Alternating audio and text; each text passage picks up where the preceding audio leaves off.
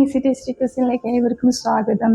എല്ലാവരും സുഖമായിട്ടിരിക്കുന്നു വിശ്വസിക്കുന്നു. Be safe. മഴയൊക്കെയാണ്. അപ്പം നമ്മളിതൊരു ജീര ആലു ജീര ജീര ആലു ഒരു ജീര ആലു ആണ് ചെയ്യുന്നത്. അപ്പം നമ്മൾക്ക് എങ്ങനെ ചെയ്യുന്നതെന്ന് നമുക്ക് പറഞ്ഞുകൊണ്ട് ചെയ്യാം കേട്ടോ. ഒരു സവാള ചെറുതായിട്ട് അരിഞ്ഞെടുത്തിട്ട് ഒരു 3 പച്ചമുളക് എടുത്തിട്ടുണ്ട്. പിന്നെ മല്ലിയില, പിന്നെ വെളുത്തുള്ളി, ഒരു 3 വെളുത്തുള്ളി, അതും ചെറുതായിട്ട് അരിഞ്ഞത്. പിന്നെ ജീരകം ഇത് പൊടിച്ചതാണ്, ചെറുതായിട്ടൊന്ന് ക്രഷ് ചെയ്തതാണ്. അത് നമ്മുടെ മിക്സിയിൽ പൊടിയാത്തത് കൊണ്ട് ഞാനൊരു ചെറുതായിട്ട് ഉപ്പ് ഇട്ടിട്ടുണ്ട്. അപ്പം ഇത് ചേർക്കുമ്പോൾ നമ്മൾ അല്ലാണ്ട് ഇടുന്ന ഉപ്പൊന്ന് ക്രമീകരിച്ചോളണം കേട്ടോ. ഞാൻ 5 ഉരുളക്കിഴങ്ങ് നമ്മുടെ കുക്കറിൽ ഇട്ടിട്ട് ബോയിൽ ചെയ്ത കേട്ടോ, തൊലിയോട് ഇട്ടിട്ട്. എന്നിട്ട് നമ്മൾ അതിൻ്റെ തൊലിയൊക്കെ കളഞ്ഞ് കട്ട് ചെയ്ത് വെച്ചതാണ്. അപ്പം ഈ ആലുജീരം ഉണ്ടാക്കുമ്പോഴത്തേക്കും നമ്മൾ കട്ട് ചെയ്യുമ്പോൾ ഒത്തിരി അങ്ങ് ചെറുതായിട്ട് കട്ട് ചെയ്യരുത് കേട്ടോ. കുറച്ചൊരു എന്താ പറയുക, ഒരു ചങ്കി പീസസ് നമുക്ക് വേണം, അല്ലെ നമ്മളത് എടുക്കുമ്പോൾ കുഴഞ്ഞു പോകട്ടോ. ഇതിൽ ഞാനൊരു 1.5 ടീസ്പൂൺ ഓയിലും ഒരു 1/2 ടീസ്പൂൺ ബട്ടറും ഇട്ടിട്ടുണ്ട്.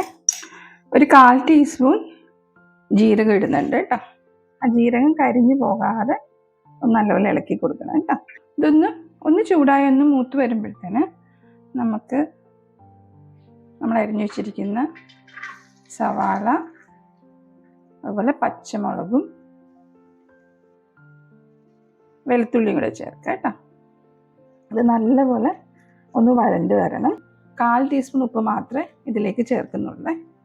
ഉപ്പിട്ട് നല്ലപോലെ ഒന്ന് ഇളക്കി കൊടുക്കാം. ഇപ്പം തന്നെ ബട്ടറിൻ്റെയും എണ്ണയുടെയൊക്കെ മണം ഒന്ന് വരുന്നുണ്ട്. നല്ലപോലെ ഒന്ന് മൂത്തോട്ടെ കേട്ടോ. പിന്നെ ഇത് ശ്രദ്ധിക്കാനുള്ളതേ, നമ്മൾ വഴറ്റിയിട്ട് ഇതിൻ്റെ കളർ മാറ്റിക്കരുത് കേട്ടോ.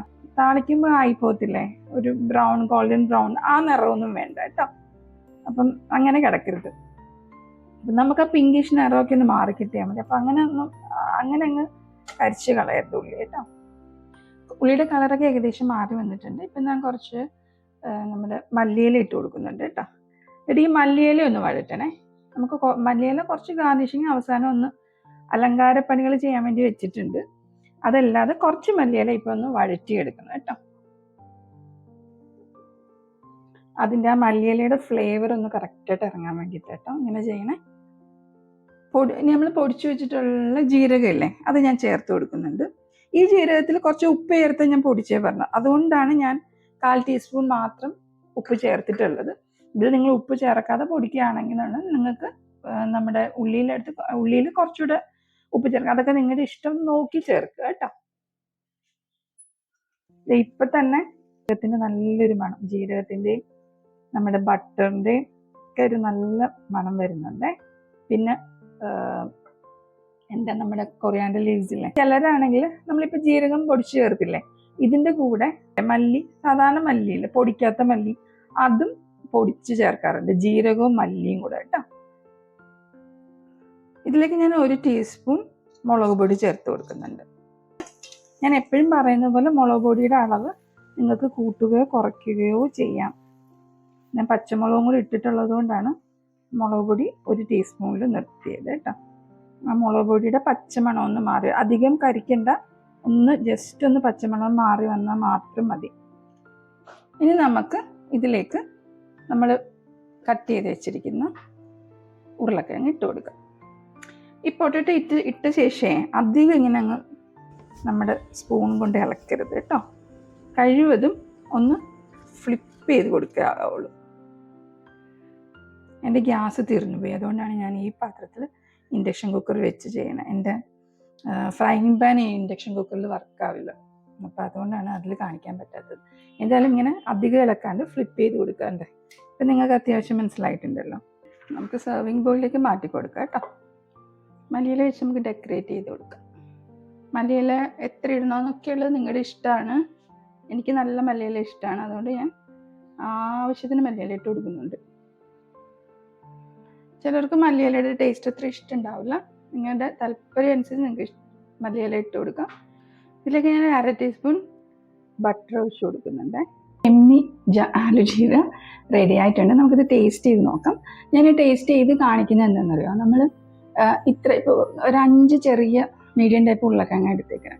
അപ്പം അതിന് എത്ര വേണം എന്നുള്ള കണക്കനുസരിച്ചാണ് നമ്മൾ മുളക് പൊടി, ഉപ്പ്, കയ്പ്പും ഒക്കെ പറഞ്ഞു പോകുന്നത്. അപ്പം അത് കറക്റ്റാണോ എന്ന് അറിയാൻ വേണ്ടിയിട്ട് കൂടാണ് ഞാൻ ടേസ്റ്റ് ചെയ്ത് കാണിക്കുന്നത് കേട്ടോ. നമ്മളിപ്പോൾ ഒരു 1/4 ടീസ്പൂൺ മുളക് പൊടി മുളക് പൊടിയല്ല, ഉപ്പ് ആദ്യം ഇട്ടിട്ടുണ്ടായിരുന്നു. പിന്നെ ഞാൻ ജീരകം പൊടിച്ചതിലും കുറച്ച് ഉപ്പിട്ടിട്ടുണ്ടായിരുന്നു. അതുകൊണ്ട് ഞാൻ 1/4 ടീസ്പൂൺ ഇട്ടത്. പിന്നെ ഒരു 1/4 ടീസ്പൂൺ ഉപ്പ് കൂടി ചേർത്തിട്ടുണ്ടായിരുന്നു. പിന്നെ 1 ടീസ്പൂൺ കാശ്മീരി, ഞാൻ എല്ലാ ഡിഷസിനും കഴിയുന്നത് കാശ്മീരി മുളക് പൊടിയാണ് ഉപയോഗിക്കുക. കാരണം ഇപ്പോൾ ഇവിടെ കുഞ്ഞുങ്ങൾക്ക് അധികം എരി പറ്റില്ല. ഞാനും അധികം എരി ഉപയോഗിക്കുന്ന ആളല്ല, അതുകൊണ്ടാണ് കാശ്മീരി മുളക് പൊടിക്ക് പോകുന്നത്. അപ്പം നമുക്കിതൊന്ന് ടേസ്റ്റ് ചെയ്ത് നോക്കാം.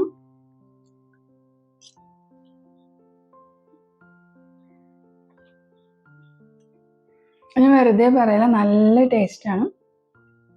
പിന്നെ ഗീയും, ചിലർ ഗീ ചേർക്കും പറഞ്ഞല്ലോ, ഗീയും ബട്ടറും ഒക്കെ ഇത് ഓപ്ഷണൽ മാത്രമാണ്.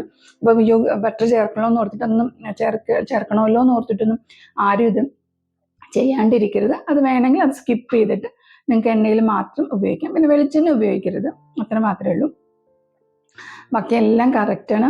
ചപ്പാത്തിയുടെ കൂടെയും വൈറ്റ് റൈസിൻ്റെ കൂടെയൊക്കെ നല്ലപോലെ പോകുന്ന ഡിഷാണ്. അപ്പം മസ്റ്റ് ട്രൈ ചെയ്യണം. എല്ലാവരും ട്രൈ ചെയ്തിട്ട് ഇതിൻ്റെ അഭിപ്രായം പറയണം, ലൈക്ക് ചെയ്യണം, ഷെയർ ചെയ്യണം ആൻഡ് സബ്സ്ക്രൈബ് ചെയ്യണം. ആരും മറക്കരുത്. അപ്പോൾ thank you so much and God bless.